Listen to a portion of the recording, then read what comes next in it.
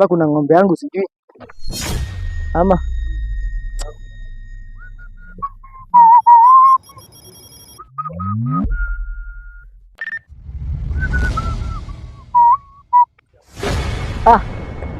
kijana.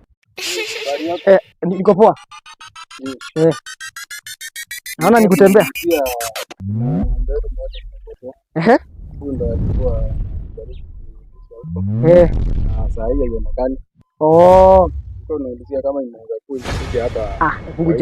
Kujeni hapa na nasikia sasa mko na habari. Kuja. Uko na habari mzuri.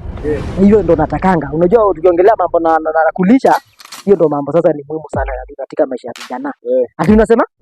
Na ng'ombe yetu imepotea moja. Tulikuwa tunajaribu kuangalia kama inaweza kuwa hapo.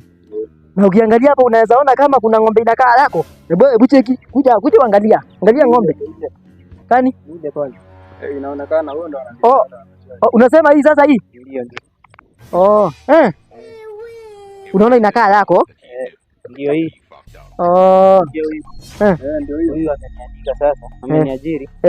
So ilikuwa tu ile harakati ya kulisha. Akapotea.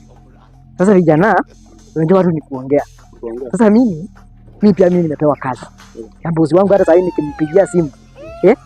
Anasema kama kuna ng'ombe imepotelea kwake. That is the point.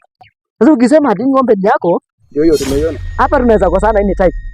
Hata sisi tunaweza jaa gori. Tunaweza jaa gori. Unajua kuna vitu zingine, kuna vitu zingine, unajua kila mtu ako na macho. Umeona ni yako. Hii ng'ombe ni yangu. Ukiangalia hata venye nimeitag ile ya tagi. Hiyo ng'ombe ni yangu. Na unasema ni yako. How? Hiyo ng'ombe ni yako. So tufanye hivyo. Hebu jeni hapa kidogo tu kama wanaume. Jeni tu. Unajua hakuna haja ati tuanze kusumbuana nini? Ukiangalia ng'ombe kama hii. Hii si ng'ombe inafanana na ile. Inafanana. Na unasema anje ni yako.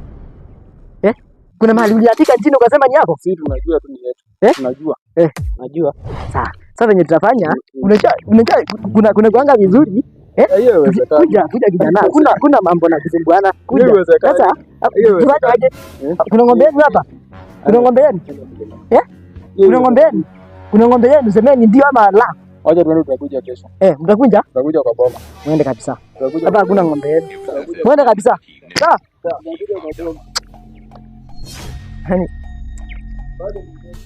Yaani sijui vijana wanafanga aje. Yaani mtu anakuja anasema ng'ombe ni yake au. Sawa.